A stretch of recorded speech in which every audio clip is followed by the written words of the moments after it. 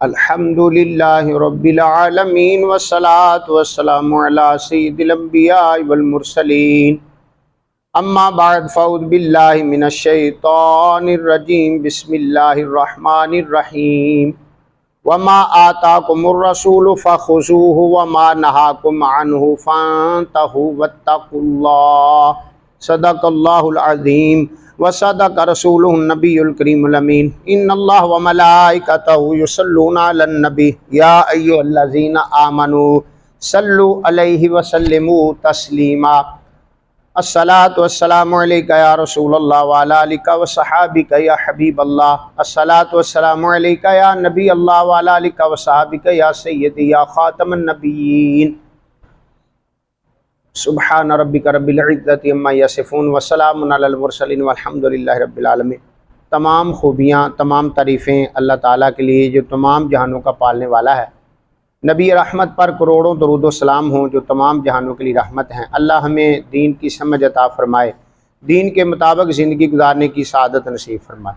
وما آتاکم الرسول فخذوہ، جو تمہیں رسول اللہ عطا فرمائے وہ لے لو، اس کو پکڑ لو۔ وما آتاکم الرسول فخذوہ، جو تمہیں رسول اللہ صلی اللہ علیہ وسلم عطا فرمائیں اس کو لے لو۔ کون عطا فرمائیں؟ ما آتاکم الرسول فخذوہ وما نہاکم عنہ فانتہوا واتقوا اللہ، اور جن چیزوں سے اللہ کے محبوب منع کرے ان سے باز آ جاؤ۔ امام اجر اسقلانی رحمۃ اللہ علیہ نے بہت خوبصورت تزمیل کی ہے اور فرماتے ہیں کہ صحابہ اکرام رضوان اللہ علیہم اجمعین مسجد میں تھے تو نبی کریم صلی اللہ تعالی وسلم آئے تو میرے کریم آقا صلی اللہ علیہ وسلم نے فرمایا حبی و الیہ من دنیاکم ثلاث، دنیا کی بے شمار چیزیں ہیں، اگر تم وَإِن تَعُدُّوا نِعْمَتَ اللَّهِ لَا تُحْصُوهَا، اگر تم اللہ کی نعمتوں کو گننا شروع کر دے تو گن سکتے، تم تھک جاؤ گے لیکن اللہ کی نعمتیں نہیں ختم ہوں گی، وہ تو بے شمار ہیں۔ تو میرے آقا صلی اللہ تعالی علیہ وسلم نے ارشاد فرمایا کائنات میں اچھی چیزیں ہیں تو بے شمار چیزیں ہیں، لیکن حبی و الیہ من دنیاکم ثلاث، یہ دنیا کی تمام چیزوں میں سے تین چیزیں ایسے ہیں جن کی میں اپنی مرضی سے نہیں بلکہ اللہ کی طرف سے ان کی محبت ڈالی گئی ہے۔ تین چیزیں ایسی ہیں جس کی محبت اللہ نے دل میں ڈالی ہے، تو جس کی محبت اللہ ڈالے پتہ چلا اللہ بھی اسے محبت کرتا ہے۔ تو قانون ہے نا، محبوب کی ہر چیز پیاری لگتی ہے، اور محبوب و محمد عربی جیسا اور چاہنے والے ہوں ابو بکر صدیق جیسے تو پھر کیا ہی کہنے ہیں۔ تو صحابہ اکرام بھی قرار ہیں کہ اللہ کے حبیب کب ہمیں ارشاد فرمائیں اور ہم بھی ان چیزوں کو چاہیں، ہم بھی ان سے پیار کریں۔ تو نبی کریم صلی اللہ علیہ وسلم نے فرمایا الطیب، خوشبو بہت پسند ہے۔ تو خوشبو کس کو پسند نہیں؟ خوشبو بندہ لگا لے تو سب کو پیارا لگتا ہے، معطر معطر مہکا مہکا ماحول تو سب کو پسند ہے۔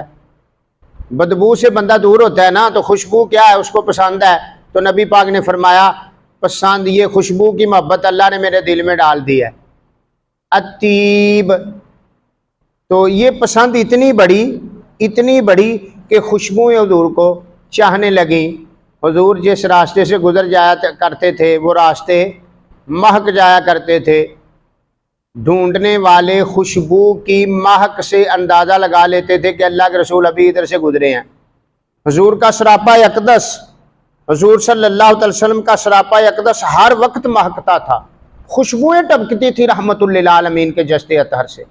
آپ جس راستے سے گزر جاتے تھے وہ راستے مہک جایا کرتے تھے، وہاں سے خوشبوئیں آتی تھیں، ڈھونڈنے والے خوشبو کی مہک سے اندازہ لگا لیا کرتے تھے کہ ابھی اللہ کے رسول ادھر سے گزرے ہیں۔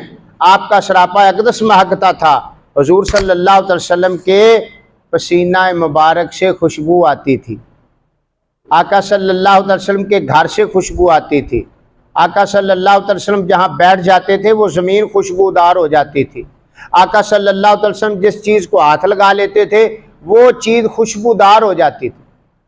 سبحان اللہ۔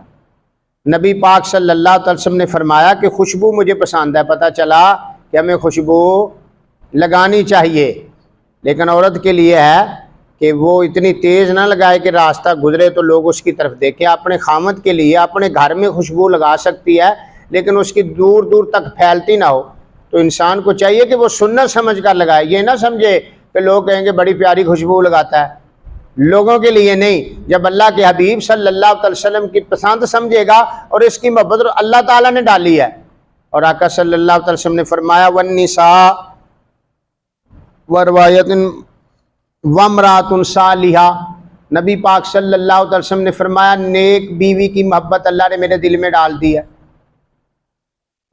نیک بیوی جس کی جبیں پہ اللہ کے سجدے تڑپتے ہوں، جس کے دل میں خامد کی محبت کے حرارے ہوں، جو خامد کی فرما برداری بھی کرتی ہو اور نمازیں بھی پڑھتی ہو، اللہ کے قرآن کی تلاوت بھی کرتی ہو، نبی پاک پر درود شریف بھی پڑھتی ہو۔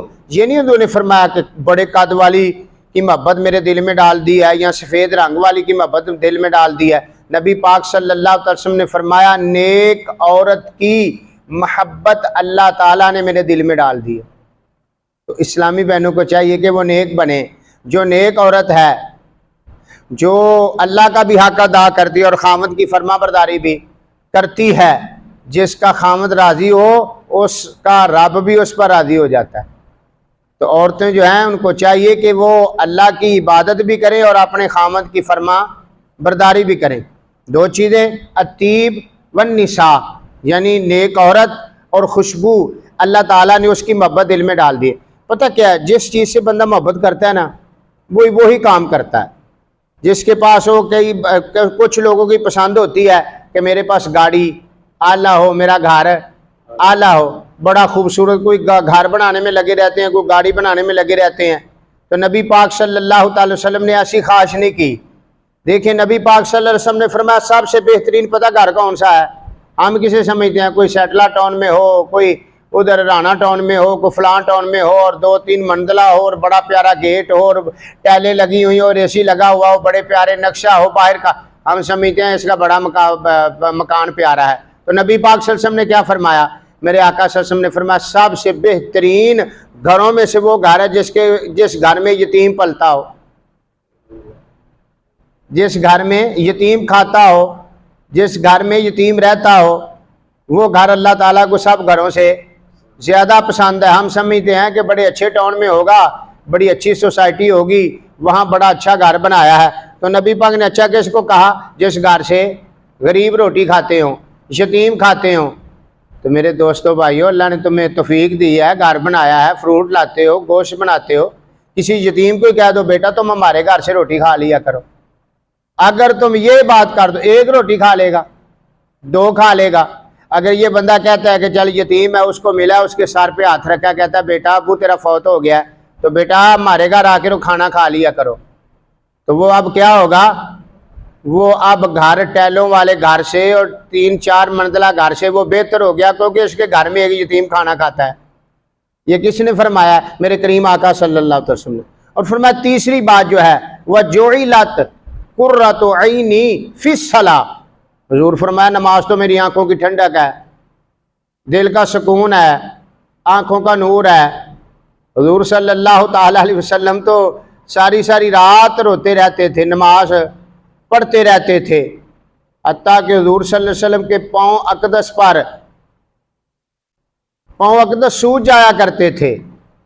تو میرے کریم آقا صلی اللہ تعالی علیہ وسلم جب اللہ کی بارگاہ میں عابد بن کر کھڑے ہوتے تھے نا، آنکھوں میں آنسو ہوتے تھے، لبوں پر اللہ کی حمد و تسبیح ہوتی تھی۔